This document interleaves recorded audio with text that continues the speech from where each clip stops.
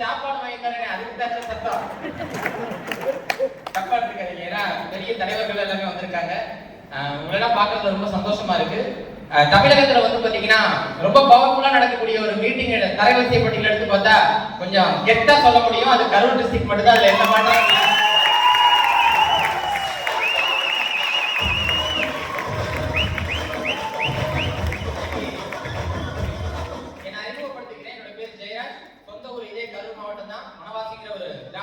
வியாபார வாய்ப்பு எடுத்து பண்ணிட்டு இருக்கேன். எனக்கு இந்த பிசினஸ் கொடுத்தது வந்து பாத்தீங்கன்னா என்னோட அம்மா அப்பா தான் கொடுத்தாங்க. அவங்களுக்கு ஒரு மிகப்பெரிய ஒரு நன்றி நான் சொல்லிக்கிறேன். ஏன்னா அவங்க இந்த வாய்ப்பை கொடுக்கல அப்படின்னா கண்டிப்பா ஏதாச்சும் ஒரு இடத்துல நான் வேலைக்கு போக வேண்டிய சூழலா தான் இருந்திருக்கும். அது மட்டும் இல்லாம இந்த வியாபார வாய்ப்பை இந்த லைஃப் ஸ்டைல் பிசினஸ்ல வந்தவங்க எல்லாரும் வெற்றி பெறல. இந்த பிசினஸ் யாரும் ஒருத்தவங்க வாழ்க்கையை எடுத்து பண்ற நோக்கத்தோட டிராவல் ஆகணும் அவங்களோட போனவங்க தான் எல்லாரும் வெற்றி பெற்றிருக்காங்க. என்னோட அனுபவத்தை நான் பார்த்துக்கிறேன். 24 மணி நேரமே பிசினஸ் பத்தி மட்டுமே சிந்தனை பண்ணி இன்னைக்கு எல்லா இடங்களையும் டெப்த் லெவல்ல இறங்குறதுக்கு கூட யோசிக்காம இன்னைக்கு எல்லாத்துக்கும் சராசரியா இல்ல சரிசமமா எல்லாத்துக்குமே வந்து பாத்தீங்கன்னா இன்னைக்கு ஃபீல்டுல போய் நின்று எல்லாத்தையும் அடுத்த லெவலுக்கு கொண்டு வரதுக்காக இன்னைக்கு 2 ஐடில இன்னைக்கு இன்டர்நேஷனல் டீம் கொண்ட ரேங்க முடிச்சு கோல்ட் எக்ஸிகியூட்டிவா வளம் வந்து இருக்கக்கூடிய கரூர் மண்ணை சேர்ந்த முருகானந்தம் சார் அவர்களுக்கு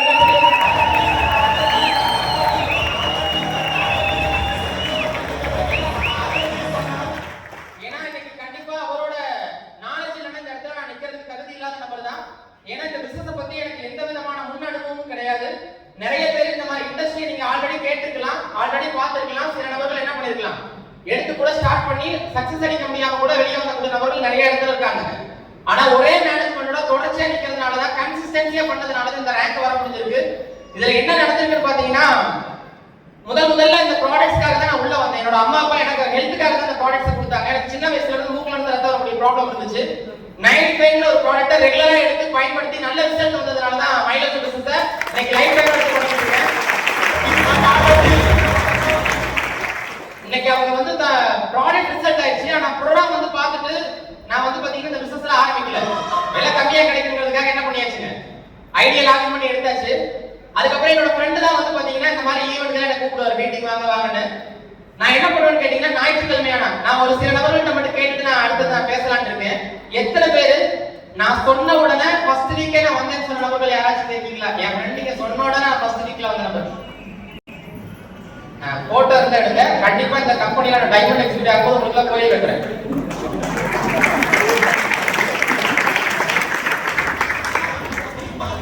பலத்துக்கு புரியாது. ஏன் தெரியுங்களா, இந்த மீட்டிங் அது வரதுக்கு எனக்கு 5 மாசம் ஆச்சு. என் ஃப்ரெண்டு வந்து பாத்தீங்கன்னா காலையில 9 மணிக்கு வராரு அப்படின்னா நான் 8 மணிக்கே வீட்டை விட்டு கிளம்பி போயிடுவேன், ஞாயிற்றுக்கிழமை மட்டும். ஏன் அப்படின்னா 9 மணிக்கு என்ன பண்ணுவாருங்க, இந்த மாதிரி மீட்டிங் கூப்பிடுவாரு அப்படிங்கிற ஒரு மைண்ட்.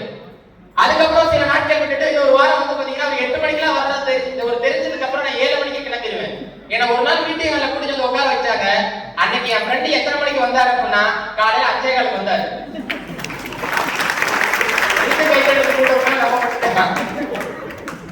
ஏன் சொல்றேன்னா, நான் தூங்கி கண் விழிச்சது என் ஃப்ரெண்டோட முன்னாடி தான் விழிச்சேன். இன்னைக்கு ஓட முடியாது மாப்பிள்ள, இன்னைக்கு கரூர் தான் அப்படின்னா வந்து பார்க்கும்போது எப்பயுமே வந்து பாத்தீங்கன்னா ஸ்கூல்ல இருந்தாலும் சரி காலேஜ் போனாலும் சரி எப்பயுமே பின்னாடி தான். முன்னாடி வர பழக்கம் கிடையவே கிடையாது. பின்னாடி உட்காந்து பேசுறவங்க எல்லாம் பார்த்து கிண்டல் கேலி பண்ணிட்டு இருந்த நபர் தான் நானும். ஆனா ஒரு சில நம்மளோட பேச்சு அவங்களோட வந்து பாத்தீங்கன்னா அவங்களோட ப்ரூஃப் எல்லாம் பார்க்கும்போது ரொம்ப ஆச்சரியமா இருந்துச்சு. இங்க என்ன ஒண்ணே ஒண்ணு சொன்னாங்க, நீங்க வெளியில பண்ணக்கூடிய செலவை இந்த பிசினஸ் என்ன பண்ணுங்க, அது மூலமா ஒரு வருமானம் வருதுன்னு சொல்றாங்க. உங்கள்ட்ட எல்லாத்தையும் கேட்கறேங்க, இன்னைக்கு பெரும்பான்மையான நபரோட வீடுகள்ல ஏசிங்கிற ஒரு விஷயம் வந்துருச்சு. உண்மையா இல்லைங்களா? எல்லா வீட்லயும் மேக்ஸிமம் ஏசி இருக்கா இல்லைங்களா? சரி, இருக்கா இல்லையா? இருக்கு. நம்ம வீட்டுல ஏசி மாட்டுறது செலவா அல்லது வருமானமாங்க? என்னதுங்க? செலவுதான். ஒரு 50 பேர் இருக்கக்கூடிய ஒரு ஹாலை நீங்க கட்டி அதுல ஒரு ஏசியை போட்டு ஒரு 50 பேர் அட்டெண்ட் பண்ற மாதிரி ஒரு மீட்டிங் கட்டி விட்டுட்டு அந்த இடத்துல இந்த ஏசியை வச்சா உங்களுக்கு செலவா வருமானமா? அதே வீட்டுல இருந்த செலவுக்கு வந்த வருமானம் கரெக்ட் தானே? இத சொன்னா பிரெயின் வாஷ் பண்றாங்க, அதுதான் பிரச்சனை. சொல்றது புரியுதுங்களா? நீங்க வெளியில ஏதாச்சும் ஒரு பிராண்டை வாங்கி பயன்படுத்துறீங்க, அது உங்களுக்கு தேவையை பூர்த்தி பண்ணக்கூடிய செலவா தான் இருக்கு. நீங்க ஒரே ஒரு தடவை மைலேஜ் இல்ல ஒரு பிராண்டையும் ஷாப்பையும் மாத்தி பர்ச்சேசிங் பண்ண தயாரா வாடிக்கையாளரே விநியோகஸ்தரை மாத்தி லட்சக்கணக்கில் பணம் தரக்கூடிய ஒரு இண்டஸ்ட்ரி இருக்குன்னா அது டைரக்ட் செல்லிங்ல மைனஸ் பண்ணுவாங்க. இன்னைக்கு நிறைய பேரோட பிரச்சனை என்னன்னா, நிறைய நபர்கள் நீங்க போய் பார்க்க ஆரம்பிச்சுங்க, ஒன்னால இந்த பிசினஸ்ல ஒரு 10,000 சம்பாதிக்க முடிச்சுனா மொட்டை அடிச்சு சொல்ற நபர் எத்தனை பேர் இருந்தாங்க? இன்னும் குடிக்க முடியல, மொட்டை அடிக்க முடியல. 12 கோடியை தாண்டி என்ன பண்ணியாச்சுங்க, டர்ன் கொடுத்தாச்சு. என்ன நம்பி முதல்ல வருமானம் வந்ததுக்கு அப்புறம் நிறைய பேர் என்ன பண்ணுவாங்க, வருவாங்க. ஆனா வருமானம் இல்லாத காலகட்டத்தில் என்ன நம்பி வந்த முதல் நபரை நேஷனல் டீம் கூட அந்த இடத்துல மாத்தி தான் நான் பேசிட்டு இருக்கேன். ஏன்னா இன்னைக்கு எல்லாருமே வந்து பாத்தீங்கன்னா நமக்கு பிடிச்சிருக்கோ இல்லையோ, நமக்கு பக்கத்துல இருக்கவங்க நம்ம நண்பர்களுக்கு பிடிச்சிருந்தா மட்டும் தான் என்ன பண்ணுவாங்க, நம்ம பண்ணுவோம். உண்மையா இல்லைங்களா? இப்ப இங்க வந்திருக்கோம், பார்த்திருக்கோம், மனசுக்கு பிடிச்சிருந்தாலும் கூட இதை வந்து நம்ம 2 பேரும் என்ன பண்ணுவோம், என்ன பண்ணுவோம், சும்மாவா சொல்லுவோம்? எப்படி உள்ள சொல்லுவோம்னு உங்களுக்கு எல்லாத்துக்கும் தெரியும்ல. எங்க அந்த கேஸ்ல இருக்கீங்கல்ல, கண்டிப்பா சொல்லுவோம். அவங்க சொன்னதுக்கு அப்புறம் என்ன சொல்லுவாங்க, என்ன சொல்லுவாங்க, போகும்போது நல்லா தானே போன ஞாயிற்றுக்கிழமை, வரும்போது என்ன ஆச்சு? சில பேர்லாம் பாத்தீங்கன்னா அந்த ஜமீன் கோட்டை படம், அருந்ததி படத்துலலாம் அந்த கோட்டைக்குள்ள போயிடாதீங்க சொல்லுவாங்களா இல்லைங்களா? இது மாதிரி மீட்டிங் பார்த்ததுக்கு அப்புறம் இது மாதிரி ஸ்டார்ட் பண்ணலாம்னு இப்ப கிடைக்கிறாங்க பல பேர். ஏன்னா இந்த இண்டஸ்ட்ரி பத்தி உங்களுக்கு தெரியறது இல்ல. நான் ஒண்ணே ஒண்ணு மட்டும் கேக்குறேங்க, பிறந்ததுல இருந்து இன்னைய வரைக்கும் நான் ஒரே பிராண்ட் தான் யூஸ் பண்ற நபர்கள் நீங்க எத்தனை பேர் இருக்காங்க? மேடம் பிறக்கும் போதே ஹமாம் சோப் கூட பிறந்தீங்களா மேடம்? யாராச்சும் என்ன பண்ணிருப்பாங்க? இது என்னோட டீம்ல, அதனால தான் தைரியமா சொல்றேன். மேக்ஸே எல்லாமே பிராண்ட் என்ன பண்ணிட்டு இருக்கோம், மாத்திட்டு தான் இருக்கோம். எஸ்ஆர் வாங்க எல்லாமே மாத்திட்டு தான் இருக்கோம். எல்லா கம்பெனிலயுமே நிறைய பேர் சக்சஸ் ஆனவங்க இருக்காங்க, ஃபெயிலியர் ஆனவங்க இருக்காங்க. ஆனா ஒரு லீகலான கம்பெனியை போய் பார்த்து ஸ்டார்ட் பண்ண வேண்டியது இன்னைக்கு அவரோட பொறுப்பு தான். நிறைய பேர் ஒரு பிரச்சனை என்னன்னு கேட்டீங்கன்னா, இந்த வியாபாரத்துக்கு உள்ள வந்தோடனே கோடி சொல்றாங்கன்னு நினைப்பாங்க. சாத்தியம் இல்லைங்க. இதை முதல்ல லேர்ன் பண்ணுங்க. கத்துக்கிட்டா மட்டும்தான் இது அடுத்த கட்டத்துக்கு உங்களால டிராவல் ஆகவே முடியும். நிறைய பேர் கத்துக்கக்கூடிய இடத்துக்கு என்ன பண்ண மாட்டாங்க, வரமாட்டாங்க. அதனாலதான் இந்த பிசினஸ்ல நிறைய பேர் ஃபெயிலியர் அடிச்சிட்டு இருக்காங்க. ஒரே ஒரு விஷயத்தை மட்டும் சொல்லி முடிக்கலாம்னு இருக்கேங்க, எல்லா துறைகள்லயும் நல்லது இருக்கு, என்ன இருக்குங்க, கெட்டது இருக்கு. உண்மையா இல்லைங்களா? அந்த நல்லதை பார்த்து யார் ஒருத்தங்க ஆரம்பிக்கிறாங்களோ அவங்க அடுத்த லெவலுக்கு போவாங்க. நல்லா யோசிச்சு பாருங்களேன், லஞ்சம் வாங்கக்கூடியவங்க இருக்காங்க, வாங்காதவங்க இருக்கு. நல்ல நோட்டு இருக்கு, கள்ள நோட்டு இருக்கு. உதவி பண்றவங்க இருக்காங்க, கையை கொடுத்து தூக்கி விடுறவங்க இருக்காங்க. உண்மையா இல்லைங்களா? இருக்காங்கல்ல. நான் என்ன சொல்ல வரேன்னா, முதல்ல இது உங்களுக்கான வாய்ப்பான முதல்ல பாருங்க. இதை பார்த்துட்டு இந்த சொந்தமான முடிவை நீங்க எடுக்க தயார்னா, வாழ்க்கையில ஒண்ணே ஒன்று மட்டும் நல்லா முடிவு எடுத்துக்குங்க. ஓனா ஒரு டிசிஷன் எடுக்கிறதுக்கு முடியாதவங்க கடைசி வரைக்கும் பர்மிஷன் வாங்கக்கூடிய லைஃப் தான் அவங்க வாழ்ந்தாங்க. இன்னைக்கு இந்த வாய்ப்பு உங்க கையில கிடைச்சிருக்குங்க. டிசிஷனை நீங்க எடுத்தீங்கன்னா இன்னமேல் நீங்க யார்ட்டையும் பர்மிஷன் வாங்கக்கூடிய லைஃப் உங்க கையில கிடைக்காதுங்க. ஒரு வாரம் 1000 ரூபாய் கிடைச்சா போதும் வந்தங்க. டீம்ல வந்தவங்களோட வருமானத்தை அதிகப்படுத்துறதுக்காக ஓட ஆரம்பிச்சோம். இன்னைக்கு சப்போர்ட் பண்ணி கொடுக்க ஆரம்பிச்சோம், சர்வீஸ் பண்ண கொடுக்க ஆரம்பிச்சோம். ஒரு 2 வீலர் இந்த பிசினஸ்ல சம்பாதிச்சு வாங்க முடிஞ்சுச்சுங்க. இன்னைக்கு ஒரு 4 வீலர் இந்த எனக்கு வந்த பணத்துல நானே சொந்த காசு என்ன பண்ணிருக்கேன், இன்னைக்கு வாங்கி பயன்படுத்திட்டு இருக்கேன். என்னை நம்பி வந்த ஒரு 100 குடும்பத்தை நீங்க நல்லா வச்சிருக்கீங்க, அது போதும் எனக்கு. இந்த மாதிரி வரக்கூடிய நிறைய பேர்லாம் வந்து சில பேருக்கு ஐடியா கிடைக்க ஆரம்பிப்போம், கேளுங்க, தப்பு இல்லைங்க. ஆனா அவங்க எல்லா இடத்துலயும் வந்து கூட நிக்கிறவங்களா அப்படிங்கிற ஒரு முடிவை கூட நீங்க எடுக்கணுங்க. உண்மையா இல்லைங்களா? நிறைய பேர் வந்து பாத்தீங்கன்னா யோசிச்சு பாருங்களே, எவ்வளவுதான் உழைச்சாலும் கையில பணம் இல்லைன்னு சொன்னோன்னா எல்லாத்துக்கும் கிராம பகுதியில் இருக்கவங்களுக்கு எல்லாம் ஒன்னு ஞாபகம் வரும். என்ன ஞாபகம் வருங்க? பீரோவை திறப்போம், அந்த ரேக்ல ஒரு மஞ்சள் பைப்பில் ஒண்ணு இருக்கும். என்ன சொல்லுங்க பார்க்கலாம்.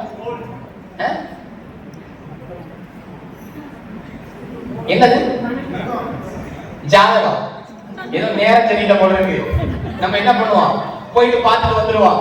ஒரு படையவே கிளம்பி கூட்டிட்டு போவோம். உண்மையா இல்லைங்களா? கூட்டிட்டு போயிட்டு பார்த்ததுக்கு அப்புறம் உங்களுக்கு நேரம் தெரியலங்க, நீங்க இருக்கிற வீடு தான் பிரச்சனை போல இருக்கு, கொஞ்ச நாள் மாத்தி இருந்து பாருங்க, நீங்க நல்லா இருக்கீங்கன்னு நம்மளால என்ன பண்ணுவாங்க, நேரம் தெரியலன்னு சொல்லி வீடு மாத்துறதுக்கு தயாரா இருக்கும். Yes sir? சார் மாறாங்களா இல்லையா சார்? எத்தனை பேர் சொந்த வீடு கட்டி வச்சுட்டு கூட வாடகை வீட்டுல போய் வாழ்ந்துட்டு இருக்கவங்க இருக்காங்க. இந்த குரூப்ல கூட யாராச்சும் இருக்கலாம். வாழ்றமா இல்லைங்களா? சில பேர் என்ன பண்ணோம், அப்படி போனதுக்கு அப்புறம் மாற்றம் வரலன்னா ஜோசியரே மாத்திர ஆள் இருக்கு, அந்த ஆள் சரியில்லை. ஏன் சரியில்லை? 500 ரூபாய்க்கு சரியில்லை, 1000 ரூபாய்க்கு ப்ரீ புக்கிங் பண்ணி போனாதான் அவர் பெரிய ஆளு. ஜோசியரை மாத்திர ஆள் இருக்கு. உண்மையா இல்லைங்களா? இன்னும் சில பேர்லாம் இருக்கு, என்ன தெரியுங்களா, கும்பல சாமியே மாத்திடுவாங்க. போதும்டா இவங்களுக்கு கற்பனை பார்த்துக்கலாம் வந்தாலும் ட்ரெண்டிங் சார். மாத்திரமா இல்லைங்களா? மாத்திரம் இல்ல, மதம் மாறினவர்கள் கூட இருக்காங்க. எல்லாத்திலையும் மாறி மாறி வந்தோம்ல, ஒரு மாற்றம் வரல. வரலங்க. நான் ஒரே ஒரு தடவை சொல்றேன், நீங்க வாங்கக்கூடிய ப்ராடக்ட்டையும் பிராண்டையும் ஷாப்பையும் பாருங்க, உங்க வாழ்க்கை நல்லா இருக்குன்னு நாங்க சொல்றோம்.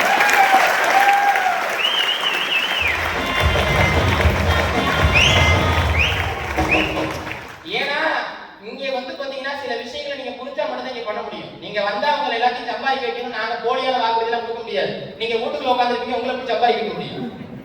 உண்மையா இல்லையா? வாங்கோ வாங்கோ வாங்கோ, நாங்க இருக்கோம் நாங்க ஒண்ணும் இல்லை, உழைச்சாதான் இங்க காசு. நிறைய பேர் ராங் கமிட்மெண்ட் கொடுத்துருவாங்க. இந்த பிசினஸோட தரம் குறைஞ்சு போனதுக்கு காரணம் தெரியுங்களா? இந்த பிசினஸ் பண்றவங்களால தான் ராங்கான கமிட்மெண்ட் கொடுப்பாங்க. தயவு செஞ்சு ராங் கமிட்மெண்ட் கொடுக்காதீங்க. உலகத்துல எந்த ஒரு முதலீடும் இல்லாம உழைப்ப மட்டும் போட்டு கத்துக்கிட்டு தன்னை நம்பி வந்தவங்களுக்கு சப்போர்ட் பண்றது மூலமா தான் இருக்கிற வரைக்கும் தான் குடும்பத்துக்கு வருமானமோ, நம்ம இல்லைன்னா நம்ம தலைமுறைக்கு வருமானம் கொடுக்கக்கூடிய தரமான ஒரு பிசினஸ் வாய்ப்பு தாங்க இருக்கு. அதை விட்டு நான் வந்து நிறைய பேர்லாம் சொல்லுவாங்க, நான் பணம் தர்றேன், நீங்க ப்ராடக்ட் எனக்கு வித்து கொடுத்துருவீங்களா? இன்னும் சில பேர் இருக்காங்க, நான் வேணா ஐடி கொடுக்குறேன், அந்த 2 பேர்த்த நீங்க போட்டு விட்டுறீங்களா? இன்னும் சில பேர்லாம் இருக்கு, சரி இந்த பிளான் கொடுக்கும்போது பார்க்கும், இந்த பக்கத்து மட்டும் போகுது, இந்த பக்கத்து போகலன்னா வருமானம் கொடுக்குமா கம்பெனி? நான் கேட்பேன், ஒரு சில இடத்துல போய் கேட்பேன், ஏன் சார் சில பேர் டவுட் இருந்தா கேளுங்க சார், இந்த பக்கத்து மட்டும் போனா இந்த பக்கத்து போகணும்னா உங்க கம்பெனி என்ன சார் பண்ணும்? பிசினஸ் பிளான் கொடுக்கும்போது ஒண்ணு நல்லா தெரிஞ்சுக்கங்களேன், ஒருத்தர் கார் வாங்கியிருக்காருன்னு வைங்க, இல்ல ஏதாச்சும் ஒரு டாடா ஏஸ் எடுத்திருக்காருன்னா அவர் அதை ஆரம்பிக்கும் போது அவரோட மைண்ட்ல என்ன ஓடும்? இன்னைக்கு நான் வந்து ஒரு இஎம்ஐல ஒரு வண்டி வாங்கியிருக்கேன், இதுல கடினமா உழைக்கணும், தரமா என்னோட கஸ்டமருக்கு சர்வீஸ் பண்ணணும், இந்த ஒரு வண்டியை 2 வண்டியா மாத்தணும், 2 3 மாத்தணும், 3 4 மாத்தணும், அப்பதான் சூரிய வம்சம் மாதிரி மாற முடியும். Yes sir? அப்படித்தானே எல்லாரும் நினைப்பாங்க. ஆனா இந்த பிசினஸ்ல மட்டும் வந்து சொன்னா, சார் இந்த பக்கத்து மட்டும் போகுது, இந்த பக்கத்து போறேன்னு என்ன பண்றதுன்னா, ஐயா போறதுக்கு வேலை பார்க்கணும். வண்டி எடுத்த உடனே நான் கேட்கிறேன், வண்டி எடுத்து 2 வண்டியா மாத்தணும் மைண்ட் இருக்குல்ல, நான் ஒண்ணு சொல்றேன், வண்டி எடுத்து எந்த புளிய மரத்தையாச்சும் மோதிட்டா என்னடா பண்றது? யாரா இன்சூரன்ஸ் கொடுக்கணும்? யாரா யோசிப்பானா? நல்லா யோசிச்சு பாருங்க. தயவு செஞ்சு சொல்றேன், இந்த வியாபாரத்தை யார்கிட்ட கொண்டு போய் கொடுக்கணும்னு பார்த்து கொடுங்க. 2 காலு, 2 கை, 2 கண்ணு, ஒரு மூக்கு, வேற ஏதாச்சும் இருக்குன்னு சொல்லி தயவு செஞ்சு கொடுக்காது. தேவையுள்ளவங்களுக்கு பார்த்து கொடுங்க. நான் சொல்றது தப்பா எடுத்துக்காதீங்க. உங்க வீட்டுல ஒரு பெண் குழந்தை இருக்கு, ஒரு ஆண் பையன் இருக்காரு அப்படின்னா அதுக்கு பெண் தேடுனா எப்படிப்பட்ட குவாலிட்டியான நம்மள தேடுவீங்களோ அது மாதிரி மைலேஜ் உங்களோட அசோசியேட் பார்ட்னர் மாத்தீங்க.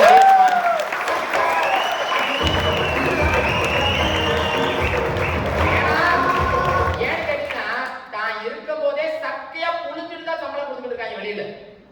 உண்மையா இல்லைங்களா? சக்கையா புளிஞ்சுட்டு தான் கொடுக்குறாங்க. தான் இல்லைனாலும் ஒரு கம்பெனி வருமானம் தரதேங்க சொல்ல. இன்னைக்கு சோழராஜன் சார் ஒருத்தவங்க சொன்னாங்களே, எங்க குருநாதர் தான் அவர். இன்னைக்கு அவர் இல்ல, அவங்க வீட்டுல அவ்வளவு வருமானம் போயிட்டு இருக்கிறது கண்ணார பார்க்க முடியுதுங்க. இன்னைக்கு என்னனால அவங்க வீட்டுக்கு பணத்தால எந்த விதமான பிரச்சனையும் இல்ல. இவ்வளவும் கேட்டுட்டு நான் என்ன சில பேர்த்துட்டு போய் கேட்டுதான் முடிவெடுப்பேன்னு சொன்னா, அந்த ஆண்டவன் தான் என்ன பண்ணணுங்க, உங்களை காப்பாத்தணும். புரிஞ்சவங்க புரிஞ்சுக்குங்க, புரியாதவங்க புரிஞ்சவங்களை கேட்டு தெரிஞ்சுக்க. Thank you.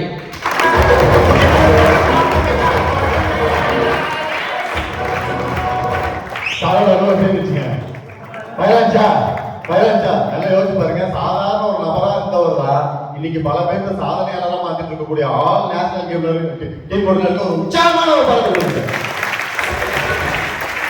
Thank you sir, thank you sir, thank you sir.